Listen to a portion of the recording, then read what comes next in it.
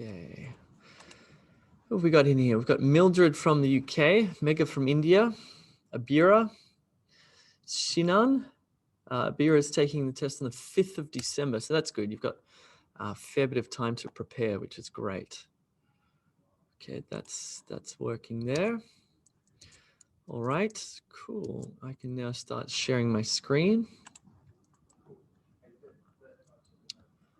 Okay, let me share my screen with you. Of course, my mouse cursor disappears, which is always fun. And okay, sharing screen. Cool, I'll get started. Hello, everybody. My name is Jay. I'm one of the expert OET teachers here at e2language.com. Thanks for coming along. This is a free sample class. So this is not like a real live class that we do twice a week. This is just an example class to give you an idea about how these live classes operate, etc. This is really meant for free users who are considering upgrading to a full account, full unlocked account on E2 Language. But if you are a paid user, hang about, it will still be interesting. Just be mindful that I think I taught this same content about 2 weeks ago. Just be aware that in the live classes that we do twice a day, that content changes every 10 weeks. So there's lots of live class content.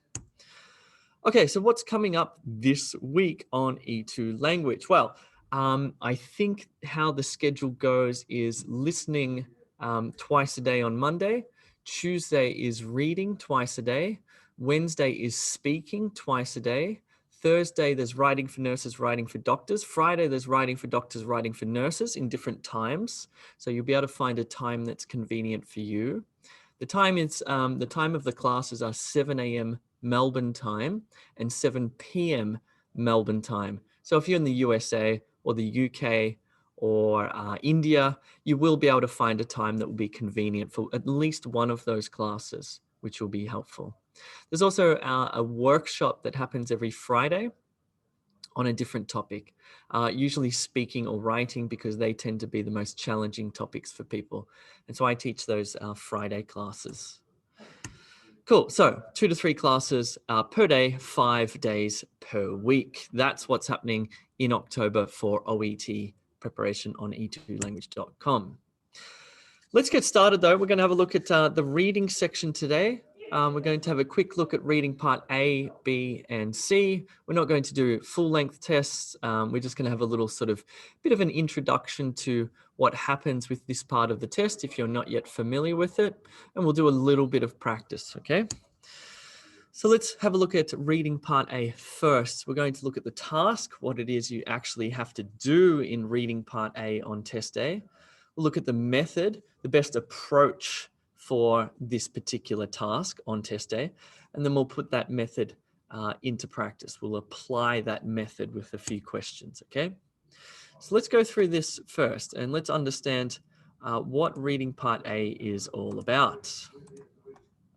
So the first thing that you'll get on test A, you're going to get 2 sheets of paper, right? You're going to get 2 little booklets. One is the text booklet. Okay, it has the texts. There'll be 4 texts in this one. Then you get a question booklet, and the question's asking a question about these texts here. So here is what the text booklet will look like. It's going to have 4 texts: text A, text B, text C, and text D. These are quite short, like half-page little texts about a particular topic. Let's imagine the topic, for example, is headaches. And let's imagine that text A is the steps that you need to take in order to avoid a headache, something like that. Text B is some sort of flow chart or infographic or chart or graph or pie chart or something like that. There will always be, out of the 4 texts, there will always be one text that is graphical in nature. It's a visual text, so not just words. It'll be something visual that you'll see. Text C might be a definition. Text D might be a case study on a particular patient, something like that. So while the texts are different, they all circulate around this one single topic of headaches or diabetes or whatever it is, okay? So the other bit of paper you get is the question booklet. And this is where the questions are that ask you questions about these texts. So there are matching questions, and we'll look at those in a second. They ask you questions like, in which text can you find information about whatever, diagnosis of headaches? In which text can you find information about, the best time of day to rest before a headache, whatever? Then you'll get short answers, which ask very specific questions that you need to take from the text. Sentence completion as well, where you'll be taking words, a word or words directly from the text. In total, you're going to have 20 questions, and the total time that you get to answer these 20 questions is 15 minutes. So you need to answer each question in under 1 minute, around 45 seconds per question. This subtest is designed to test your speed reading skills. Okay, this is not a test of your deep reading skills. This is a test of your ability to find information quickly. That's what this subtest is all about, your ability to find information very quickly. Really, what's called skimming and scanning. What I mean by that is looking over a text, looking at headings, finding where something is, and then scanning to find a little piece of information which you'll pop into the question booklet there. It is not, for example, asking you about a deep level detailed understanding or etc. That's part B and C, which we'll look at next. So what's the method, or what's the best approach for reading part A? What you should do on test day, even though you have 15 minutes and you think you should just get started answering the questions straight away, in fact, what you should do first is spend about a minute looking at those 4 texts before you even look at the questions. You want to look at each of the texts and find out what each one is about, because they have a specific theme. They have a specific theme. Although the overall theme is headaches, each text is about a specific part of headaches, for example. You need to understand what each text is about, because then you'll move to the matching questions and you'll be able to answer them much more quickly. After you've done the matching questions and you've got an even further idea about what each text is about, you'll then move to the short answer questions. And there's a little method here, and this is what we practice in the live classes, by the way. And this is what you can practice in the tutorials. And this is what you can practice in the material that's on the website. Okay, here's the method for the short answer and sentence completion. First thing you do is you need to identify in which text you need to be looking. For example, imagine that text D is a case study on a patient called John Smith. And John Smith there's some sort of issue going on with John Smith, okay? This is a specific question asking you about this one here. It's not about the medication. It's not about the diagnosis. It's not about this. It's asking you about this. So first thing, identify which text. Then you're going to have to focus in further on a specific part of the text. Hold on one second. Hold on one second. Sorry, just bear with me. Somebody's...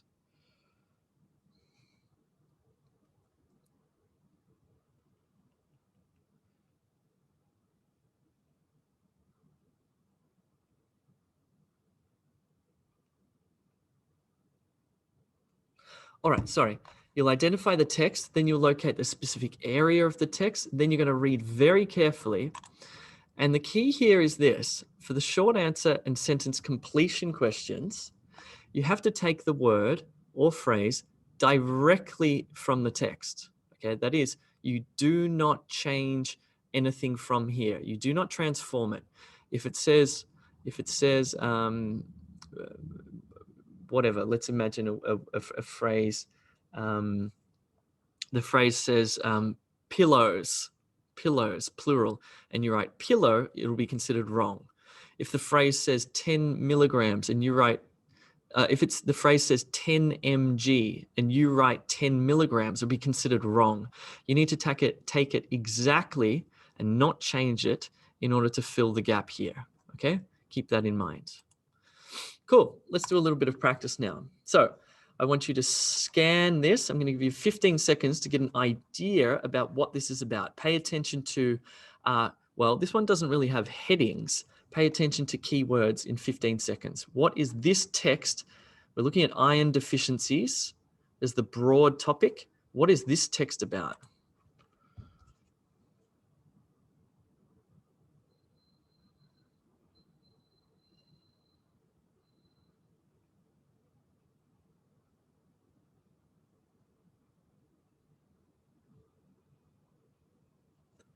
Okay, same thing. What is this text about? It's about iron deficiencies, but what is this specific text about? Wait, hey, why isn't my, hold on one second. My time is not working. There we go.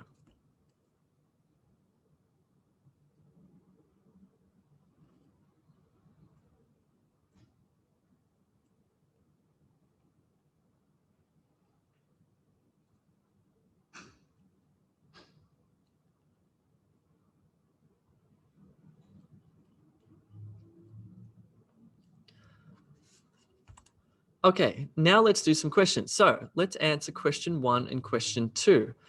This is the matching question. In which text can you find information about this? And in which text can you find information about this? You have 30 seconds. And all you write is A or B.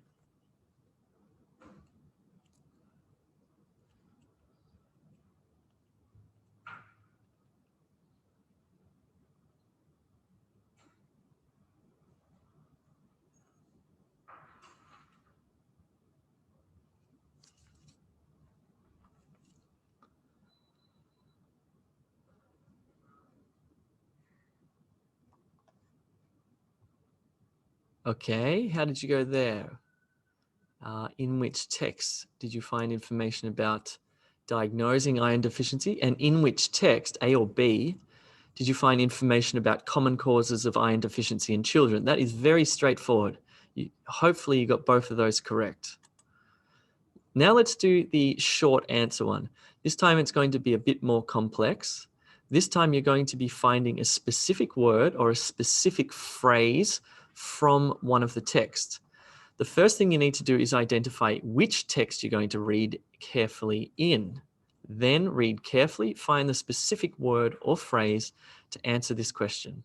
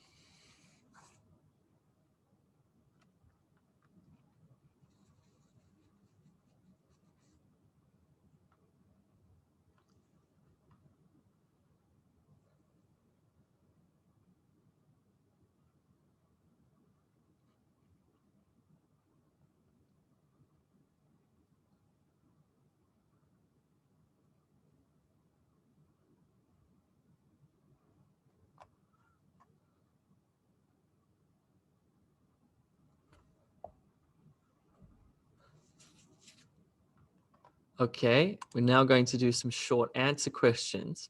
It's very much the same as what we just did before, but this time we're not going to answer the question. We're going to fill a gap with a word or phrase from a specific text, from a specific part of the text.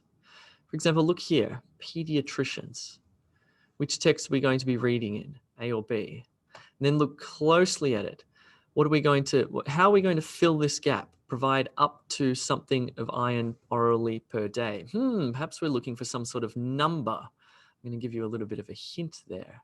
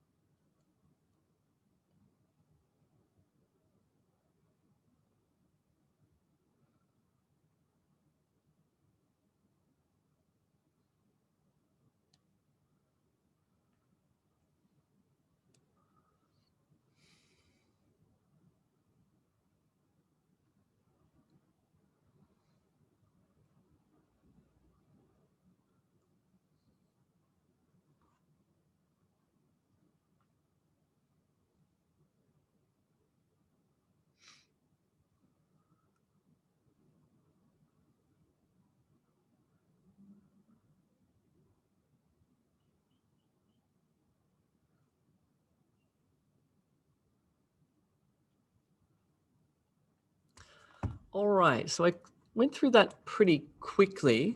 That really gives you an idea of how fast you have to move in reading part A though. So if you struggled with the time there, it probably means that you need to do some practice and you have to think about what you're struggling with. Are you struggling with language here? If you're struggling with language, that's a problem. If you're struggling rather with the actual task itself, that's a different problem. That's a problem that can be overcome much more quickly through test preparation. If you're struggling to understand meaning, that requires something else altogether. Okay, so let's go through the answers now.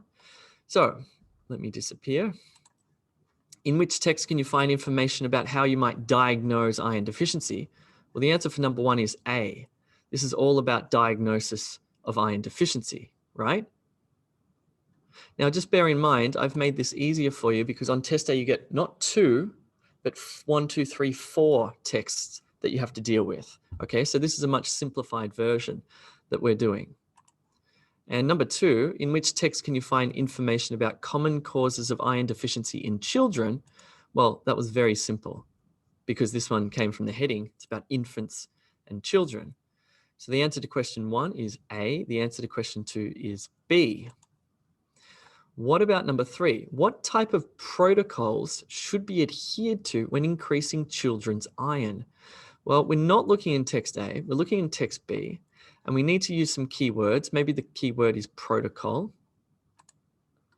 And so we look down here and we see that pediatric specific protocols should be followed, okay? Adhered to, followed. We've got synonyms or paraphrases. So the answer to number 3 is pediatric-specific. And you take that exactly from the text like this, and that becomes your answer. Number 4, what is considered inadequate compared to breast milk or infant formula? So obviously we're reading in text B because it's about children. It says here, cow's milk is low in iron compared with breast milk and infant formula. Okay, so what is considered inadequate? Well, it's the answer is cow's milk. You can use the capital letter or not, that's not such a big deal, but again, you copy it directly from the text like this. Cool.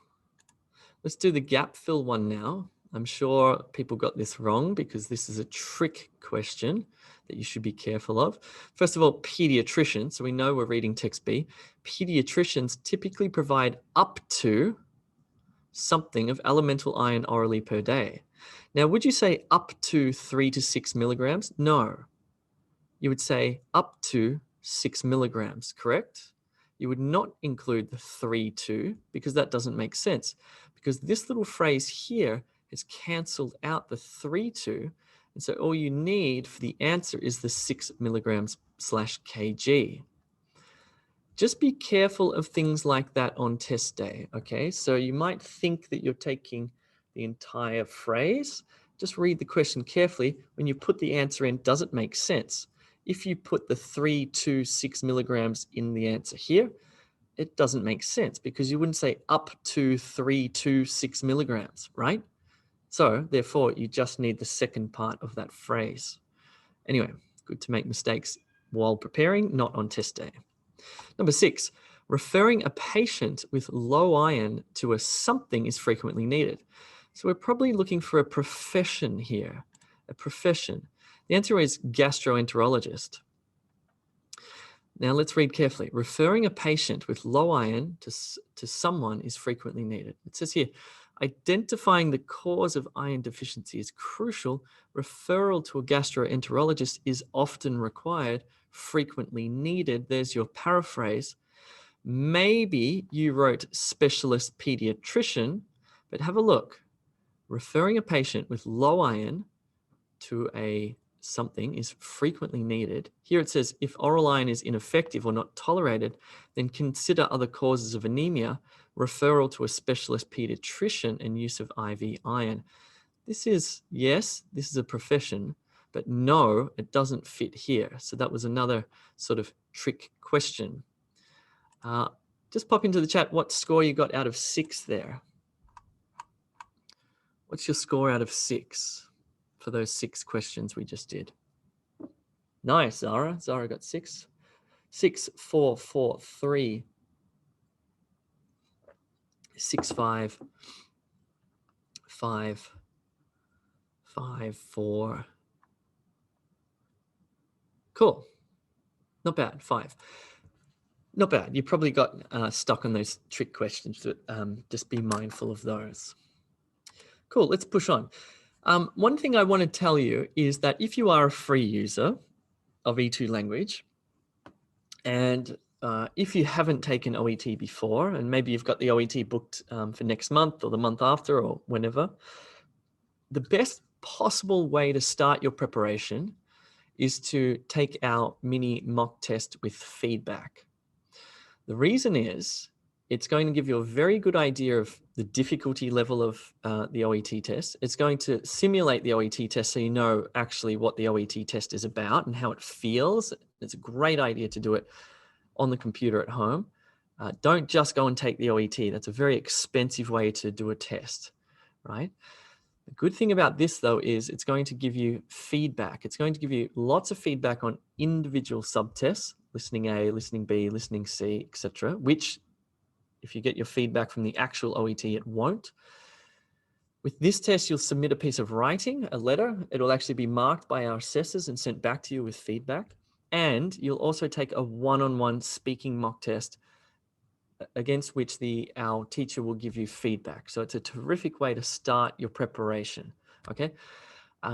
Or if you have taken the OET test before and you have been unsuccessful and you don't really know why, this is a terrific way to find out why you were unsuccessful. Which part of the test and for what reason were you unsuccessful, okay? I think our Express Plus package comes with 6 full practice tests, 25 live classes, plus this mini mock test with feedback. Super good value, honestly, really good value. Cool. Let's have a look at reading part B. Okay, this is what reading part B looks like on test day. Okay, pretty straightforward. It's a multiple choice style question with 3 answer options. Okay, so you get your text and you get your question at the top here. Okay, straightforward. The approach that you should take for this one is like this. You read the question prompt, you avoid the answer options, and you read the text itself. The reason why we want to avoid the answer options at this stage is that they're going to confuse us. So we just want to read the question prompt, then this is why reading part B is very different to reading part A. Reading part A is speed reading, right? You're not reading in depth. Here, you need to make a change in the way that you read. You are really reading to understand that paragraph fully, okay? That is the purpose here. There's no real gaming of this. The game of this one is to understand that text. After you've understood that text, you can then come back and you can go through the answer options, eliminate those which are incorrect, and find the one that is correct. Whoa, let's do it. Ready? I'm going to give you 90 seconds to go from here to here to here.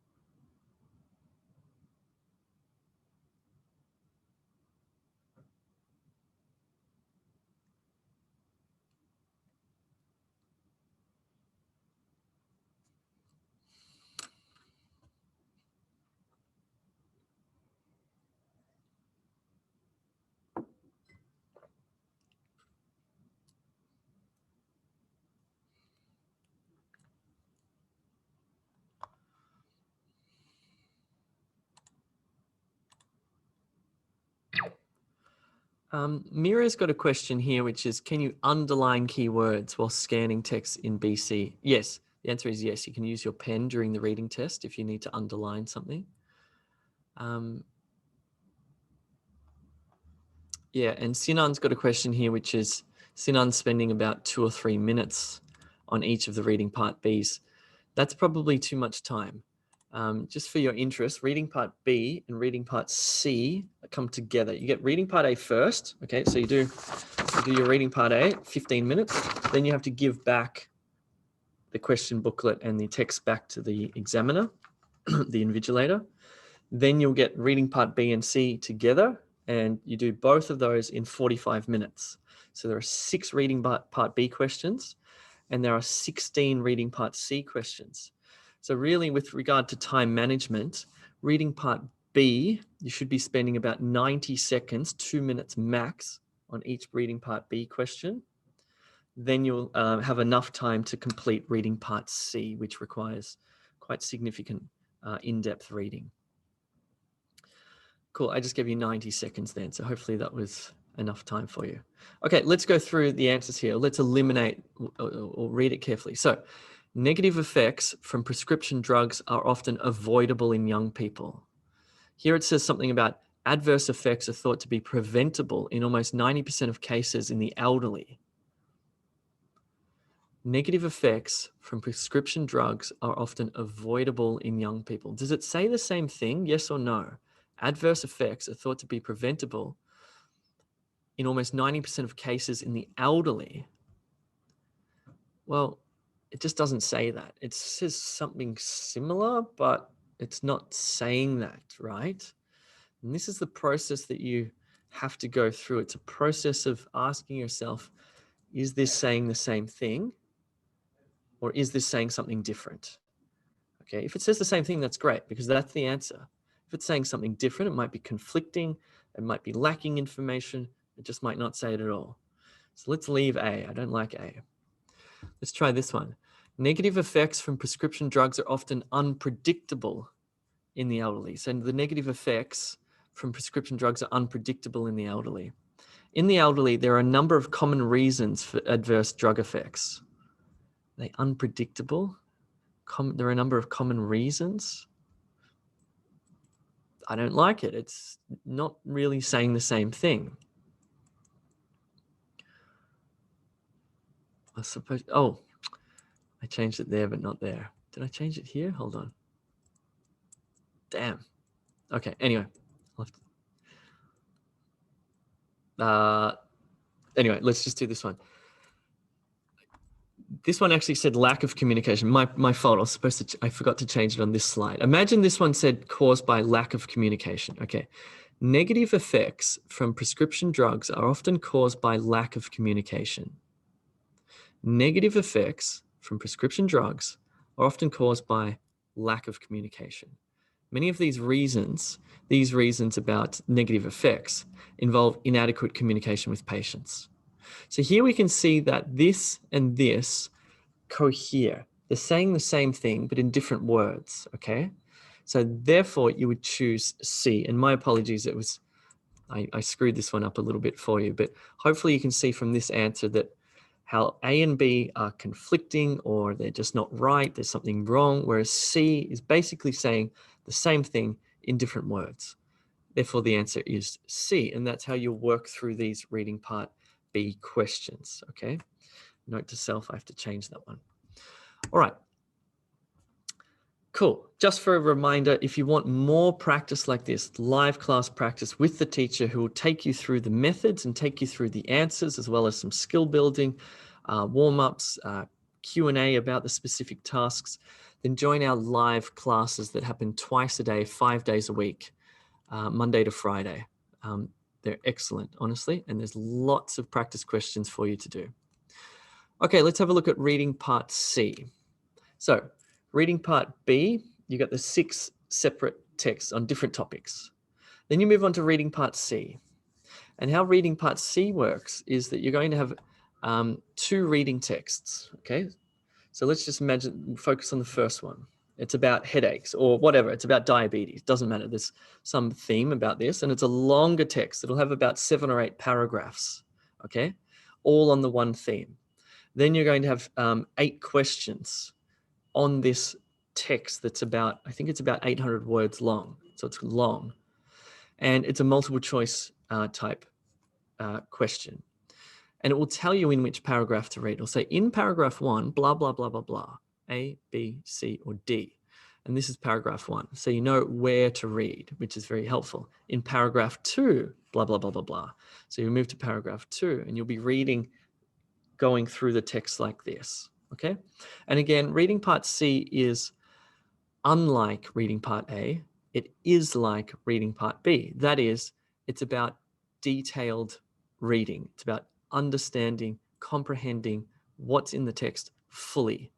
And so we're going to use a similar methodology for this one. Whoa. The methodology that we're going to use for this is we're going to read the question. Then we're going to read the paragraph very carefully. Then we're going to work our way through the answer options, eliminating those that are incorrect or contradict or conflict with the text or just don't feel quite right. And then we're going to find one that does cohere with the text, that says the same thing but in different words, okay? So I'm going to give you 90 seconds to try this one here.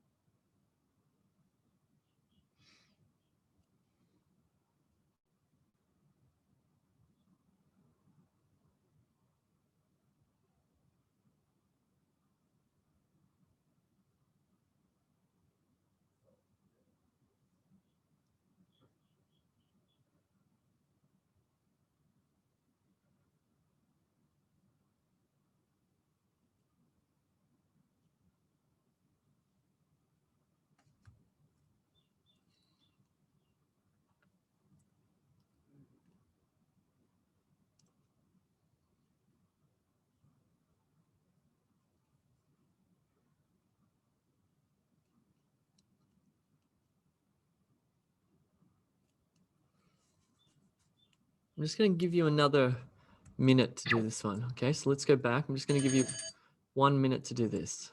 Sorry. It's not A, by the way. I'll give you 1 more minute.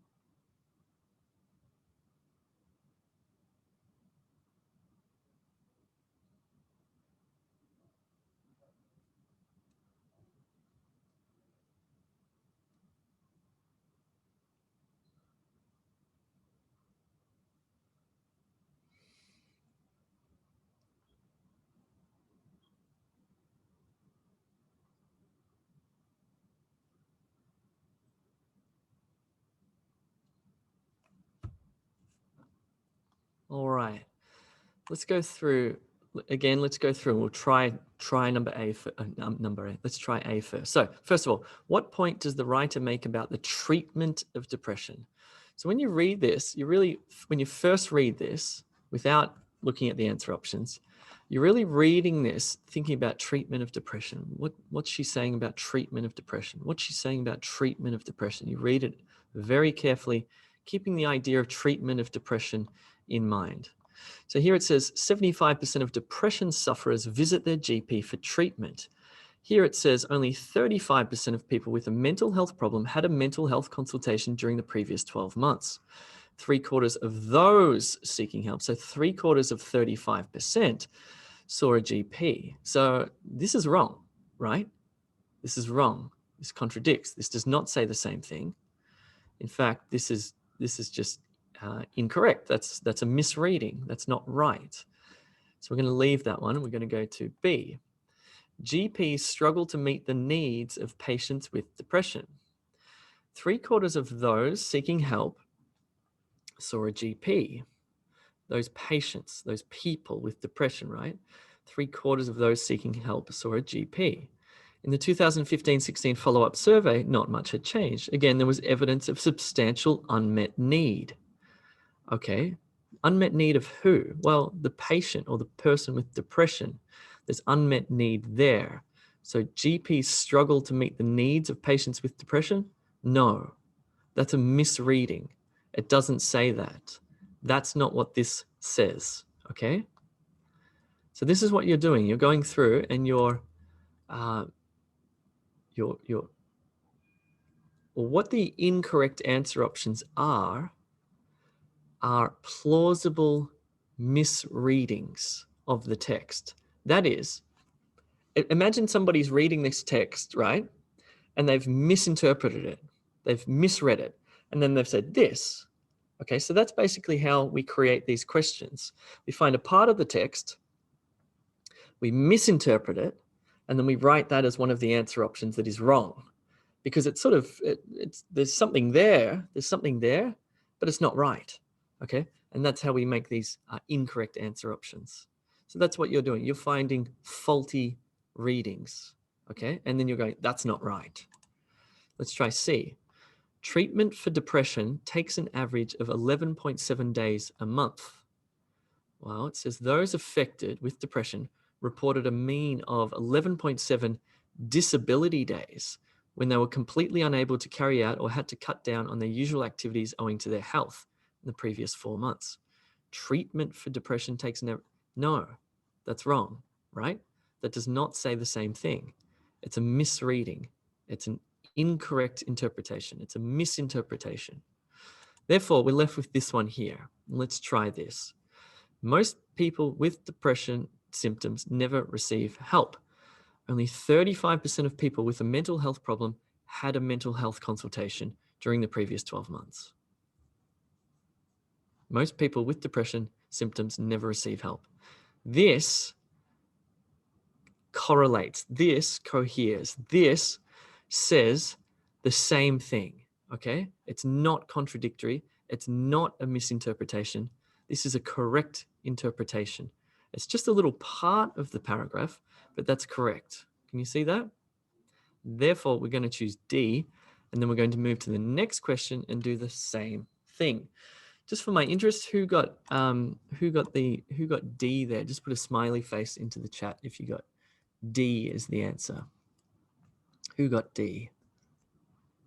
All right, so Vivian smiling, Shinan's Rinky, Kathleen, Zara, Zizzy. These are cool names. Rinky, Zizzy, Zara, what great names. Kavinja. Cool, all right. Nice work, nice work, nice work. Cool, all right, so that was an example or a sample live class for you. And this is what happens, as I mentioned, twice a day, 5 days a week on E2 language, including reading, listening, writing, and speaking, okay? So if you like that and you want more, even the Express package, which I believe is, I think it's $39, it's pretty cheap. It'll give you 25 of these live classes, okay? So it's a really good way to prepare because it's great material and there's great teachers, okay? The other teachers are excellent, the excellent OET teachers. They really know their stuff. So if you're interested, you should think about, well, first of all, if you're on YouTube, come to e2language.com, sign up for free. If you're already a free member, think about upgrading your account to a paid package so you can prepare properly. Cool. A few things that I'll say about studying on E2 language. First of all, study the material carefully. What I mean by that is, what we saw today with reading part B and C is that you're better off, let's say you have somebody who studies 10 practice tests very quickly and just at a surface level versus one person who studies one practice test very deeply. The person who studies the one practice test deeply will be better off, because it's not about how much preparation you do, it's about the quality and depth of the preparation you do, especially with reading and listening. It's about really, if you didn't get the right answer, why not? Go back, look again, keep looking, keep reading until you go, right, I understand why that's wrong, and why that's right. Okay, so pay attention. That's really important. Attend as many live classes as you can. Before the class, practice material on the platform. How long should you prepare for OET? It depends on your level, your target, and how much time you have to prepare. You should be doing at least an hour per day. Obviously, as the test comes up, you want to start to sort of cram a bit more.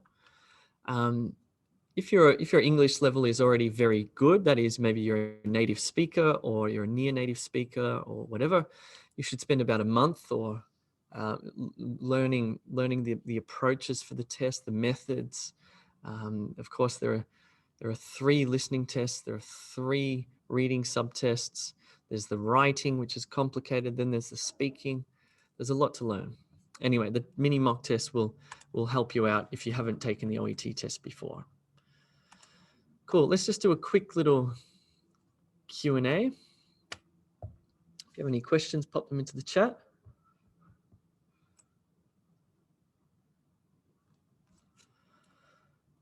Any questions?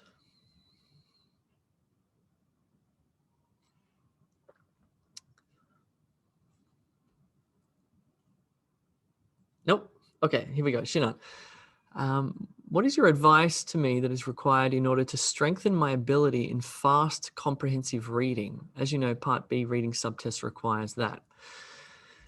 Yeah, with reading Part B, you don't need to read too quickly, okay? Now, the little text that you get is, I think it must be about 150 words, okay? You can read that slowly and carefully, okay? Don't rush through it, because reading Part B is about deep understanding. So really understand that text fully, then look at the answer options. What most people do, or what some people do, is they'll sort of look at the answer options, briefly read the text and go, oh God, what is it? Oh my God, I'm confused. Oh, and go back and forth. No, stop. Read the text carefully, understand it, okay? Then look at the answer options and go, no, no, yes. So try that. Try reading more comprehensively rather than quickly. Reading Part A is a different test altogether. Reading Part A is absolutely about speed reading.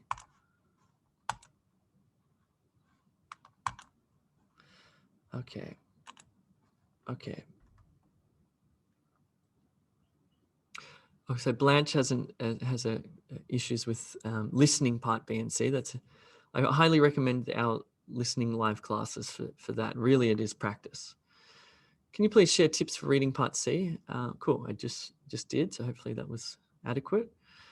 Vivian, out of 42, how many questions do I have to get in order to get a B? I'm not sure off the top of my head, but you can find that out on the official OET website. They do a little table, I'm quite sure. Mildred, if I've already bought the Express Plus package with the, I'm just going to interpret your question, with the mock test. If I upgrade, do I get a new mock test? No, but we do have new mock tests coming. I say that every week. I need to get around to doing it. Cool. All right, I'm going to leave you there. Thank you very much for coming along to this sample live class. Hopefully I will see you again soon in the live classes, and good luck.